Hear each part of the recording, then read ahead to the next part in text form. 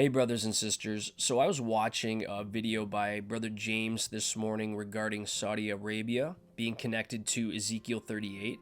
And when I'm watching this, I'm like, this is 100% dead on correct prophetically.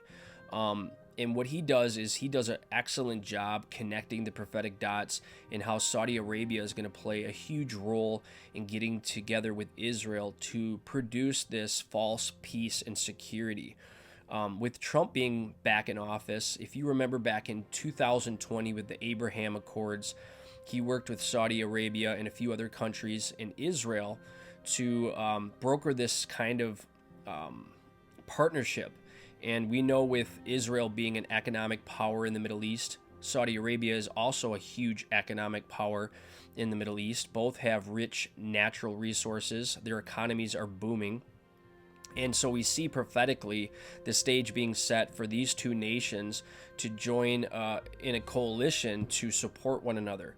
Now, what James does is he ties Saudi Arabia into the scenario where Gog and Magog invades Israel when they're experiencing their false peace and security during the tribulation period, when they're dwelling in unwalled villages, as it's laid out in Ezekiel 38 and 39, and how Saudi Arabia just kind of stands back and says, what are you doing? What, have you come to plunder goods? And so I believe, and what I'm going to do is I'm going to play a short 2-minute clip from James's video so you can see what I'm talking about. But I want to provide commentary on the map. This map shows how they're creating trade routes through Saudi Arabia, through Israel, to the European Union, and how this will connect, I believe, the beast system. I believe that Babylon will be literal Babylon in the land of Shinar, and that this commercial headquarters for the Antichrist will be in modern-day Iraq, in Babylon. And I believe that Saudi Arabia bringing all these nations together through this false peace and security, through this economic prosperity, we can see the prophetic dots lining up. So I'm going to play that clip for you here from Brother James's presentation, and then I'll provide a little commentary on the back end. So here's that clip. That Saudi Arabia will be the nation that will object to this type of thing, then that also has to mean that Saudi Arabia is going to be a nation that is going to be known and respected for, leading up into that time, wanting to make peace, wanting to bring prosperity to the region. And folks, we're already seeing that happening. Look at all of the things that's going on all over the Middle East and in the Persian Gulf.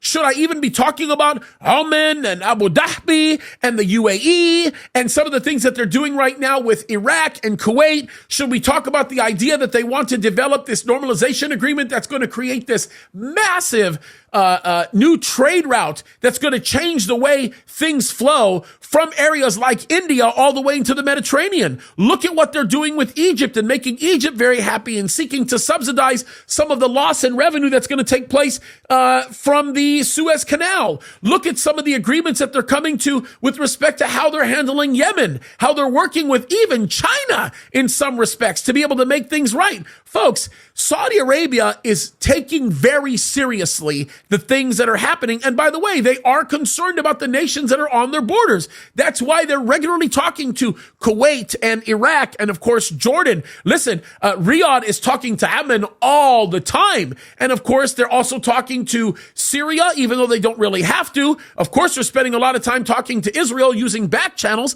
But this stuff is becoming very significant because they see the gold mine in it. So when you hear of a time where Saudi Arabia will object to all of this crazy stuff, you need to pay attention to Saudi Arabia. Saudi Arabia is a nation that as they come up in the news, you should be paying attention. All right, so you just heard from Brother James. Look at this map that he refers to in his presentation regarding the trade routes. Look at how it connects the East to the Middle East to the European Union and goes right through Israel.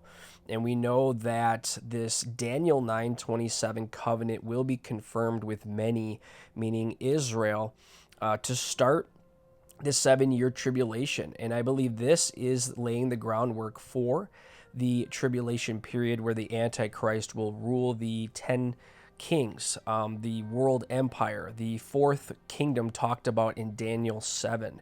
So this is just proof, brothers and sisters, that what James is talking about, and also in regard to Babylon being a literal Babylon, James, he did a program with Andy Woods where they talked about literal Babylon in Iraq.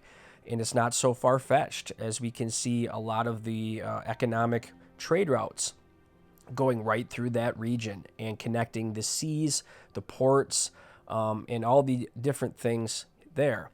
Also referred to this screenshot that I took from his video, why we should pay attention to Saudi Arabia. Number one, it helps you better understand the future and direction of the Islamic world in the years to come. Two, it helps understand the general temperature of the overall region as we approach the end times. And Saudi Arabia serves as a canary in the coal mine. So we should be paying attention to what Saudi Arabia is going to do in regards with Israel and the other nations surrounding it. How are they going to use their economic force, their military force to produce a false sense of peace and security? Because we know that true peace cannot come unless the Prince of Peace, Jesus Christ, comes. And we know that the first seal in the tribulation will be that false peace. So everything is lining up, brothers and sisters. We see Trump, the reviving of the Abraham Accords, Saudi Arabia, Israel, Iran, Russia, Turkey, this Gog-Magog alliance. All of these things are shaping up in the Middle East with war, World War III, etc. So keep your eyes to the skies, brothers and sisters. We're getting close.